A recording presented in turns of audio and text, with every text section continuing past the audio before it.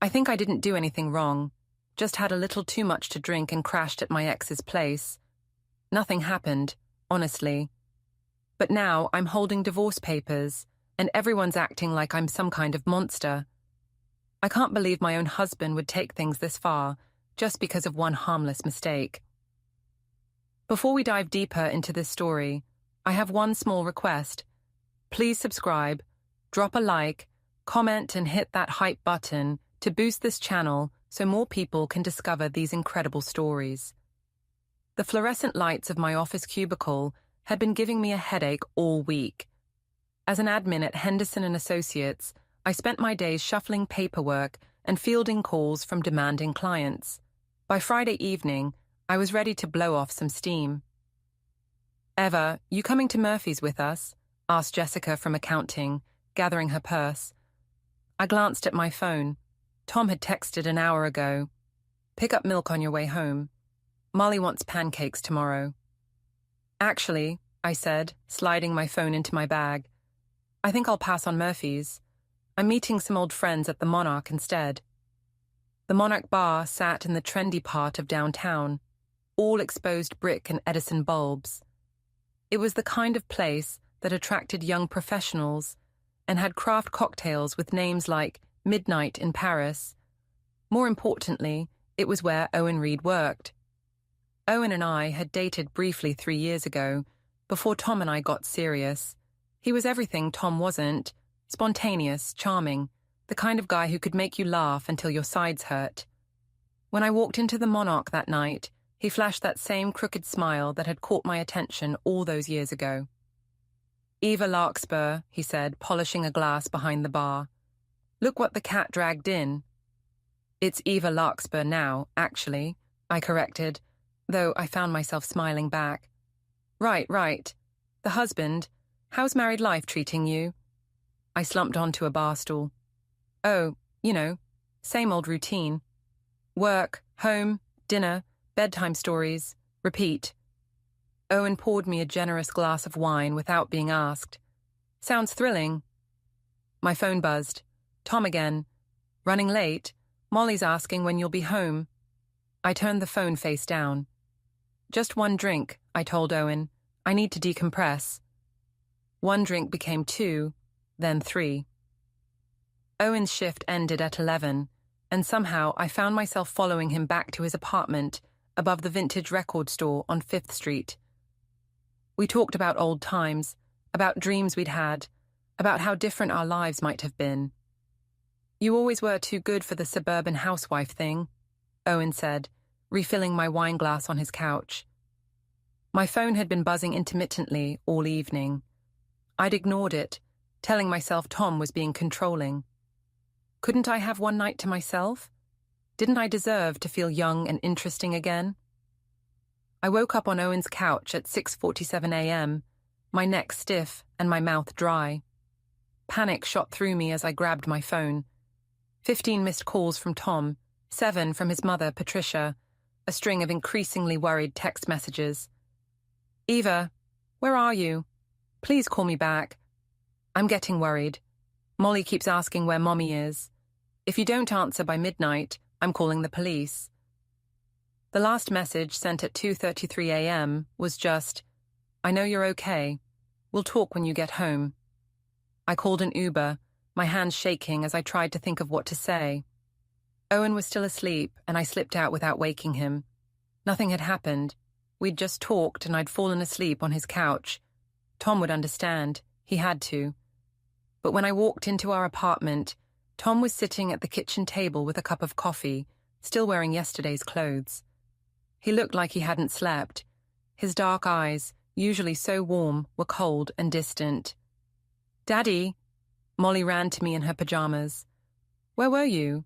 Daddy said you were at a work thing, but it was really long." I hugged her tight, breathing in the familiar scent of her strawberry shampoo. "Mommy just had a late night with friends, sweetheart. I'm sorry I worried you." Tom stood up slowly.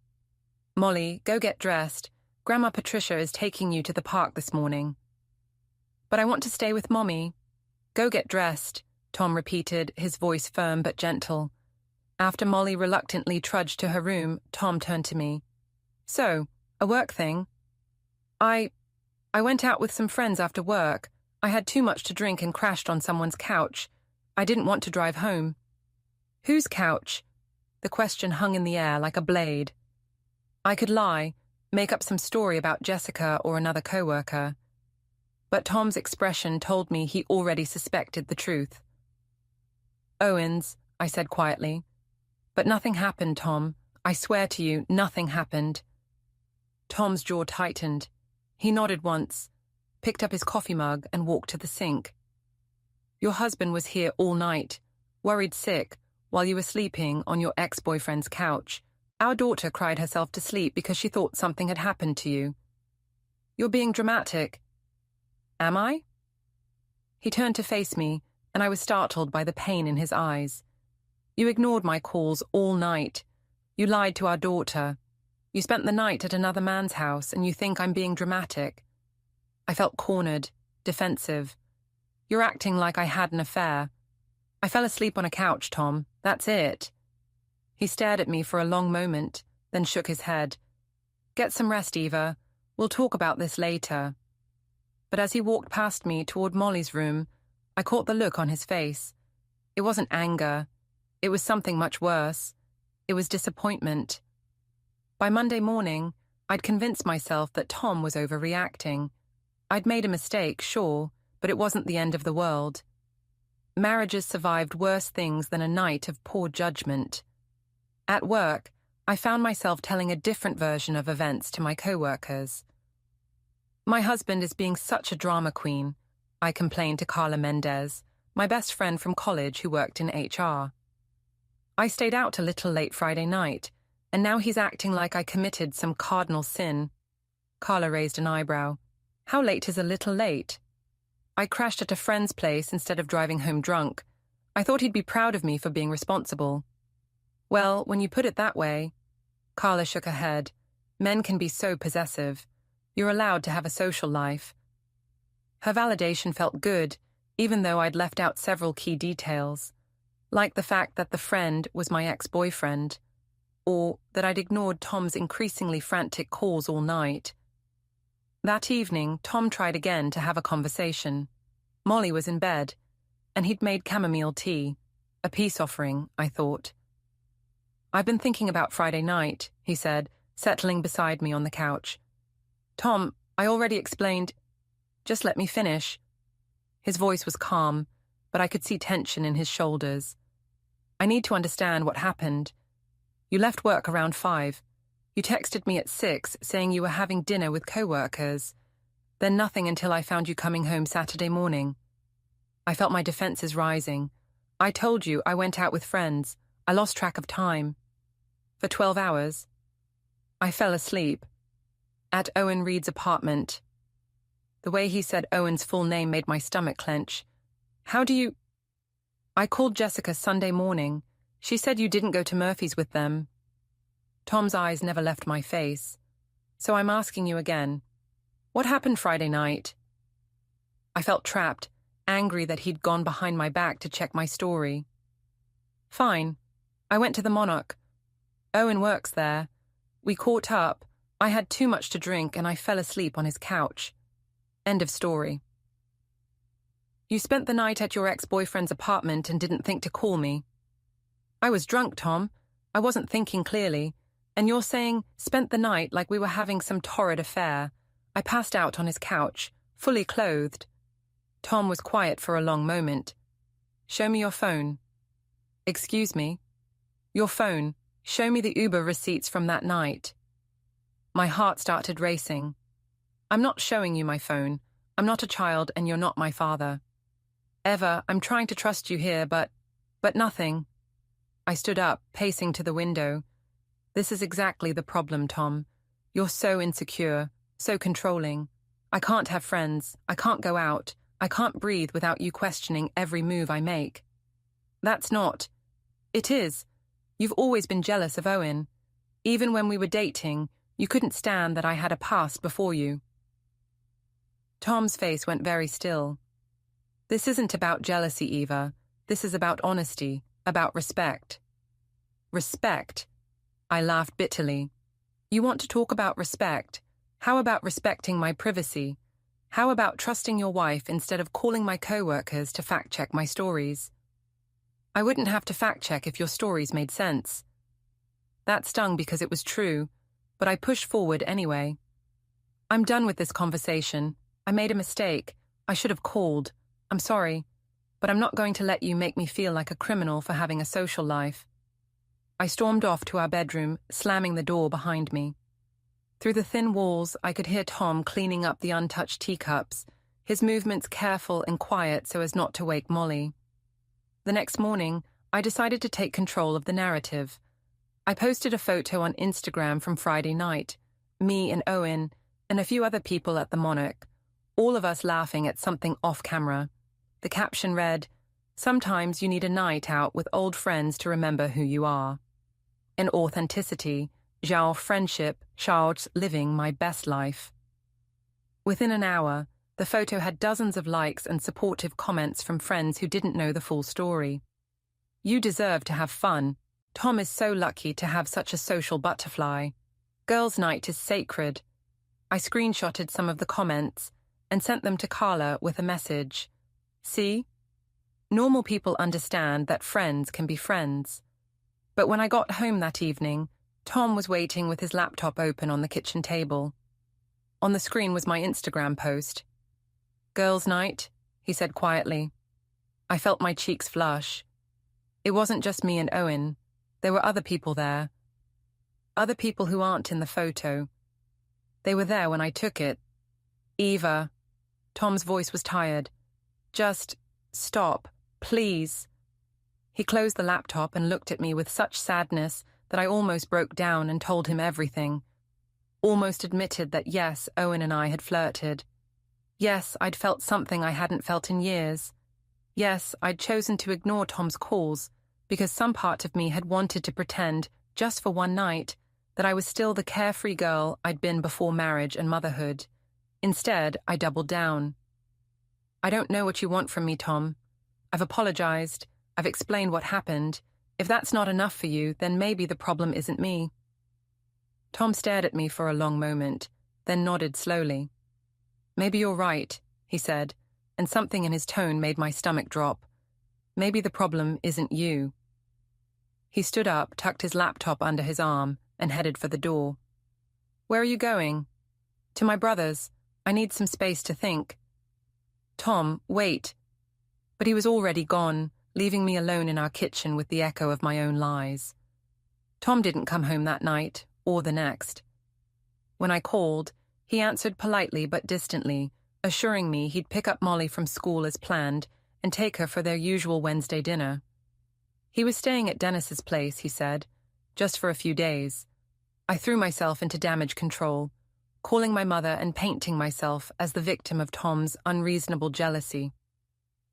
"He's being completely irrational, Mom," I said, pacing around my empty apartment. "I had one night out with friends, and now he's acting like I'm some kind of cheater." Helen Prescott had never been Tom's biggest fan. She'd always thought he was too quiet, too serious for her vivacious daughter. "Honey, I've been worried about this for years. Tom has always been so controlling. Remember how he didn't want you to go on that girls' trip to Miami?" "Exactly." I seized on this revisionist history eagerly. "He's always trying to isolate me from my friends." "You need to stand up for yourself, Eva. Don't let him guilt you into apologizing for having a social life." Armed with my mother's validation, I decided to take the offensive. I started posting more frequently on social media. Photos of myself, looking confident and happy. Quotes about toxic relationships and knowing your worth. I shared articles about emotional abuse and controlling partners. The response was immediate and gratifying. Friends rallied around me, offering support and sharing their own stories of crazy jealous boyfriends and husbands. Carla was my biggest champion, reposting my content with comments like, "Say it louder for the people in the back," and "Eva is the strongest woman I know." But not everyone was buying my narrative. On Thursday afternoon, I was picking up Molly from school when Patricia Larkspur approached me in the parking lot. Tom's mother had always been cordial but distant with me. Today her face was granite. "Eva," she said, her voice clipped, "we need to talk." "Hi, Patricia. If you're here about Tom, I think he's being—" "I know exactly what my son is being," she interrupted. "He's being a man who trusted his wife and got betrayed for it." I felt my face flush. Around us, other parents were starting to notice the confrontation. "I don't know what Tom told you, but he told me you spent the night at another man's house. He told me you lied about it, then lied again when he caught you. He told me you're now posting on social media like he's some kind of abuser." Molly came running up then, backpack bouncing, unaware of the tension crackling between her grandmother and me. "Grandma Pat, are you taking me for ice cream?" Patricia's expression softened as she looked at her granddaughter. "Not today, sweetheart, but I'll see you this weekend, okay?" She turned back to me, her voice low and fierce. "That little girl adores you. She doesn't understand why Daddy isn't coming home. But instead of fixing your marriage, you're too busy playing the victim on Instagram. Patricia, you don't understand." "I understand perfectly." She stepped closer, her voice dropping to a whisper. "I understand that my son has been nothing but devoted to you for 8 years. I understand that he works 2 jobs to give you and Molly a good life, and I understand that you threw it all away for one night with your ex-boyfriend." She straightened up, her voice returning to normal volume. "Tom is staying with Dennis for now. But this can't go on forever, Eva. You need to decide what kind of person you want to be." With that, she walked away, leaving me standing in the school parking lot with Molly tugging on my hand. "Mummy, why was Grandma Pat mad?" "She wasn't mad, sweetheart," I lied, my hands shaking as I buckled her into her car seat. "She's just worried about Daddy." That evening, I called Carla in tears. "Tom's family is turning against me. His mother basically ambushed me at Molly's school." "What did she say?"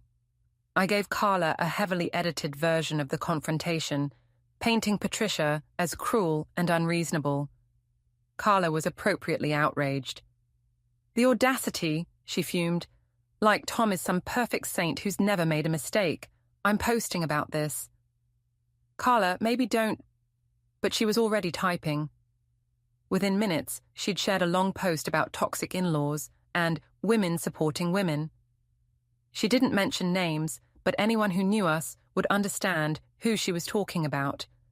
The post got dozens of supportive comments, but it also drew some pushback.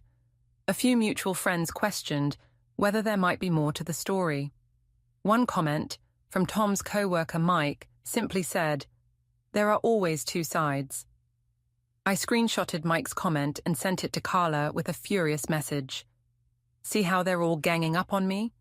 But privately, something Patricia had said was eating at me. Tom did work 2 jobs, his day job at the engineering firm and weekend consulting work, to afford our lifestyle. He'd never complained, never made me feel guilty for not contributing more financially. He'd encouraged me to pursue my interests, supported my decisions, been an involved and loving father to Molly.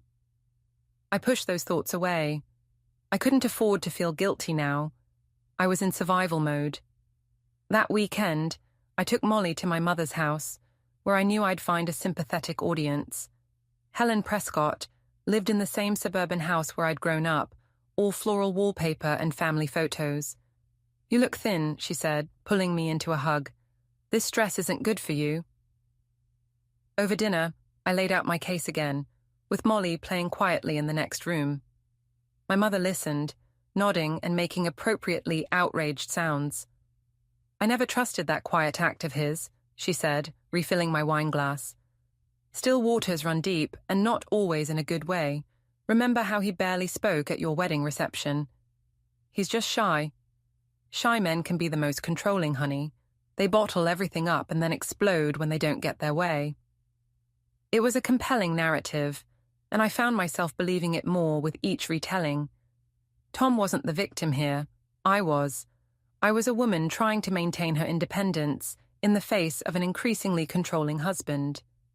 But when Molly asked for the third time that weekend when Daddy was coming home, I felt a crack in my carefully constructed armor. "Soon, baby," I promised, though I had no idea if it was true. On Sunday evening, as I was loading our overnight bags into the car, my phone buzzed with a text from Dennis. "Tom is moving his things out of the apartment tomorrow while you're at work. Thought you should know." My hands went numb. I stared at the message, reading it over and over. Moving his things out. Not just staying at Dennis's for a few days, actually moving out. I called Tom immediately, but it went straight to voicemail. I tried again, then again. Finally, I sent a text. "We need to talk. This is getting out of hand." His response came an hour later. "I agree. My lawyer will be in touch." Lawyer. The word hit me like a physical blow. I sat in my mother's driveway, Molly already asleep in her car seat, and felt my carefully constructed world beginning to crumble. This was supposed to be Tom backing down, apologizing for overreacting, begging me to forgive his jealousy. This was not supposed to be lawyers and moving out and the very real possibility that I had pushed too far. I looked back at Molly in the rearview mirror, her face peaceful in sleep, and felt the first real stab of fear. What had I done? I barely slept Sunday night, my mind racing between panic and defiance. By Monday morning, I'd convinced myself that Tom was bluffing. The lawyer threat was just another attempt to control me, to make me grovel and apologize for something that wasn't even my fault. I went to work as usual, but I couldn't concentrate. Every time my phone buzzed, I jumped, expecting legal documents or divorce papers. Instead, I got supportive messages from friends who'd seen Carla's posts, offering to take me out for drinks or listen if I needed to vent. Around noon, I decided to take the offensive. I called Tom directly. "Eva," he answered on the second ring, his voice carefully neutral. "Tom, we need to talk. This lawyer thing is ridiculous." "Is it?" "Yes, we're married. We have a daughter. You can't just throw away 8 years because of one mistake." There was a long pause. "Meet me at Grind Coffee on 5th Street, 1 hour. Grind Coffee was neutral territory, not too close to either of our workplaces, not a place loaded with memories. I arrived first and chose a table in the back corner, away from the lunch crowd. Tom walked in exactly on time, looking like he hadn't slept much either. But there was something different about him, a kind of quiet resolve that made my stomach clench. "Thank you for meeting me," he said, sitting across from me. "Of course. Tom, this whole thing has gotten completely out of hand. I know I made a mistake, but... Eva," his voice was gentle but firm, "I need you to listen to me. Really listen." I nodded, though every instinct was screaming at me to keep talking, keep explaining, keep controlling the narrative. I've spent the last week trying to understand what happened, not just Friday night, but everything leading up to it. The distance between us, the way you've been... different. Different how? Secretive, defensive, always on your phone, always making plans that don't include me. He leaned forward slightly. "Eva, when did you start talking to Owen again?" The question caught me off guard. What do you mean? "When did you start talking to him?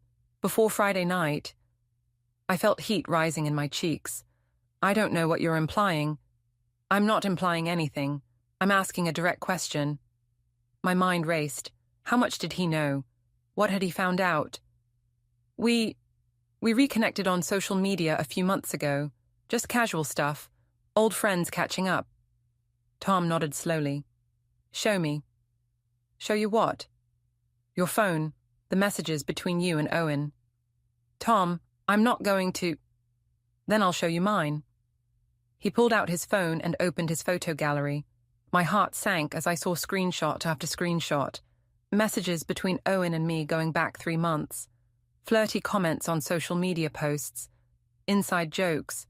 Late-night conversations that had grown increasingly intimate. "Where did you get these?"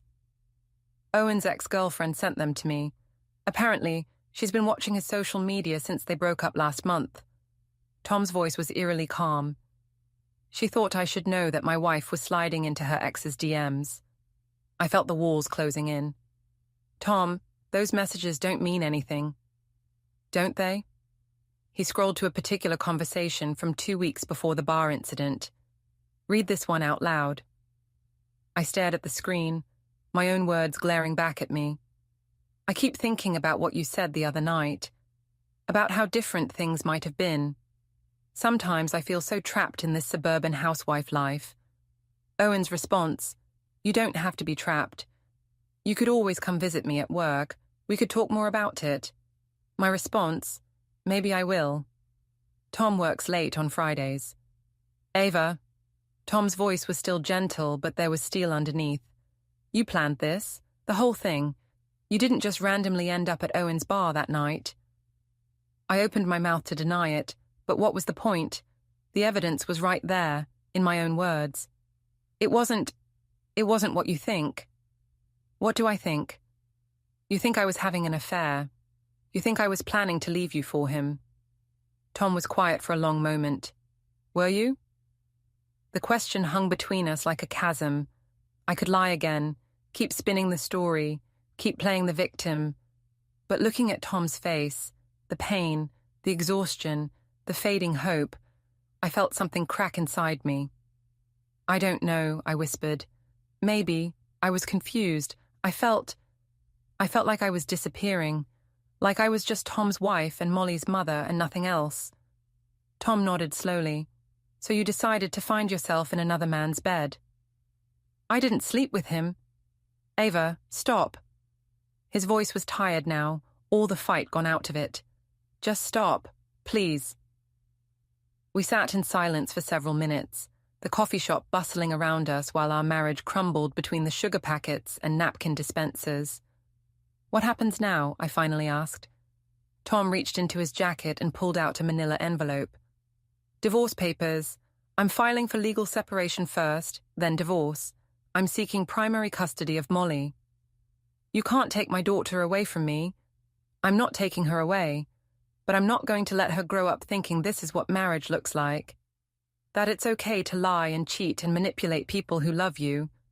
The words hit like physical blows. Tom, please. We can work this out. We can go to counseling. Ava, you've spent the last week posting on social media about what a controlling, abusive husband I am.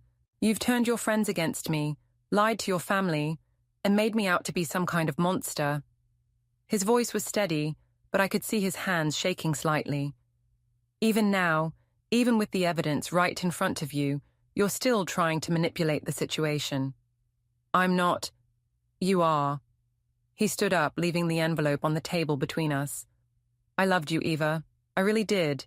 I would have done anything for you, for our family, but I can't compete with the version of yourself that you've created in your head. He turned to leave, then paused. Molly will be staying with me and Dennis for now. You can see her this weekend, but I want Patricia there when you do. You can't just... I can, and I am. It's all in the papers. He walked away, leaving me alone at the table with a cooling cup of coffee and the ruins of my marriage. Around me, the coffee shop continued its normal rhythm. Students typing on laptops, friends catching up, couples sharing pastries. I opened the envelope with shaking hands. The legal language was dense and formal, but the meaning was clear. Thomas Larkspur was seeking dissolution of marriage due to irreconcilable differences. He was requesting primary physical custody of the minor child. He was asking for a restraining order, preventing me from posting about him or their daughter on social media. At the bottom of the stack was a handwritten note in Tom's careful script. I hope someday you find whatever it is you're looking for. I hope it makes you happy. But I can't wait around to find out. I sat there for a long time, staring at the papers, waiting for the anger to come, waiting for the indignation, the righteous fury that had carried me through the past week. Instead, all I felt was empty. My phone buzzed with a text from Molly, sent from Tom's phone. Mommy, Daddy says I'm staying at Uncle Dennis's for a while. Are you sick? I love you. I started to cry then, right there in the middle of grind coffee, surrounded by strangers living their normal lives while mine fell apart. For the first time since this whole mess started, I wondered if maybe, just maybe, I was the one who had been wrong. The next few days passed in a blur of frantic phone calls and desperate strategizing. I hired a lawyer, a sharp-eyed woman named Rebecca Martinez, who specialized in family law and had a reputation for fighting dirty. The good news, Rebecca said during our first consultation, is that courts generally favor joint custody arrangements. The bad news is that your husband has been very thorough in documenting everything. She spread the evidence across her conference table like a prosecutor building a case. There were printouts of my text messages with Owen, going back months, screenshots of my social media posts, Uber receipts showing my late-night trip to his apartment, even security camera footage from our building showing me stumbling home at dawn. How did he get all of this? I asked, my voice hollow. Most of it's from your own social media accounts or easily accessible records. The messages. Rebecca shrugged. Like I said, he's been thorough. I stared at the evidence of my own deception laid out in neat chronological order. Seen all together like this, it painted a damning picture of a woman systematically deceiving her husband and planning an affair. Can we fight this? We can try, but Eva, I have to ask, is any of this untrue? Did you not exchange these messages with your ex-boyfriend? Did you not spend the night at his apartment? I did, but did you or did you not lie to your husband about your whereabouts that night? I closed my eyes. I did. Rebecca leaned back in her chair. Then our best strategy is to minimize the damage. Focus on your role as a mother. Emphasize that this was an isolated incident of poor judgment, not a pattern of infidelity.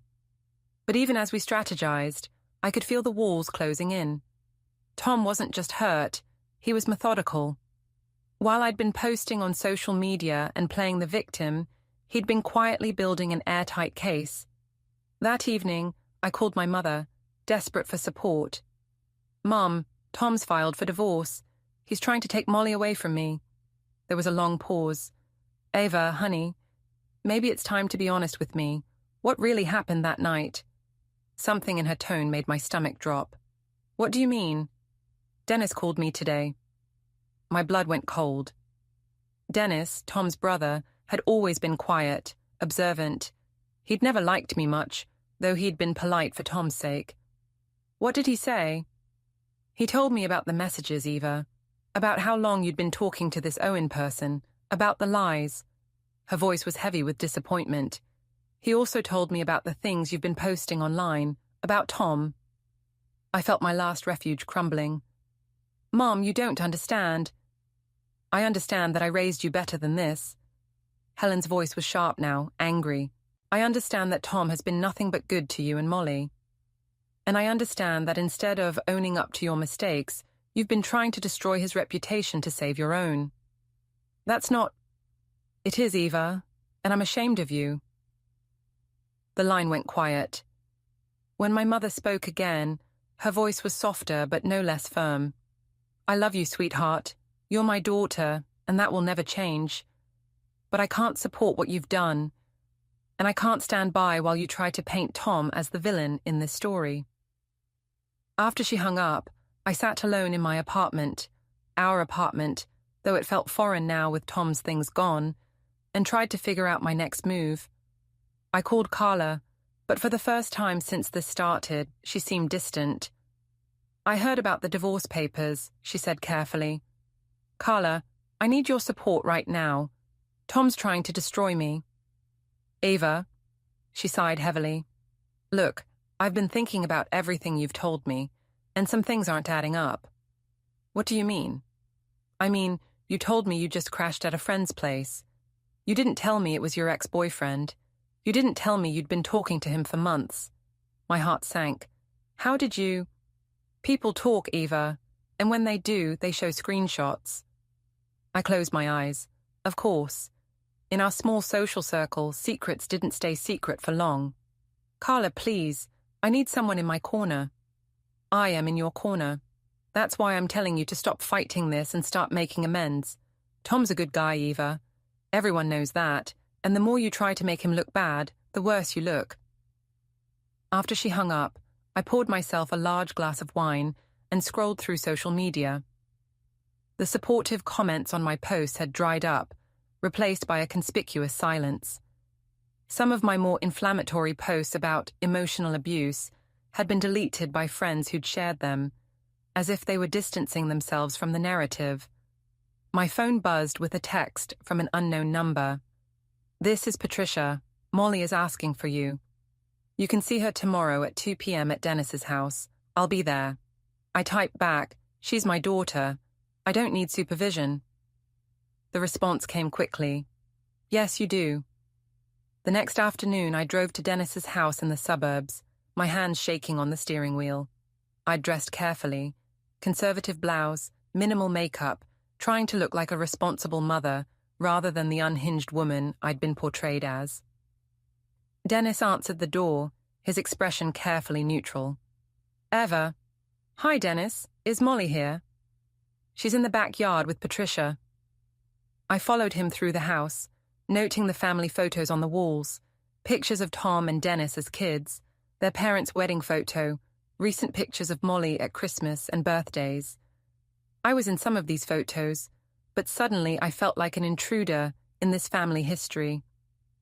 Molly was on the swing set when she saw me, and her face lit up with pure joy. "Mommy!" She ran to me, and I caught her in a fierce hug, breathing in the familiar scent of her hair.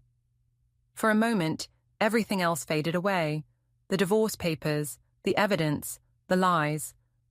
There was just my daughter, solid and real and loving me despite everything. "I missed you so much, baby." "I missed you too. Are you and Daddy getting divorced?" The question, asked with 7-year-old directness, hit me like a physical blow. "Sweetheart, Daddy and we're having some problems right now." "Is it because you stayed at that man's house?" I looked up sharply.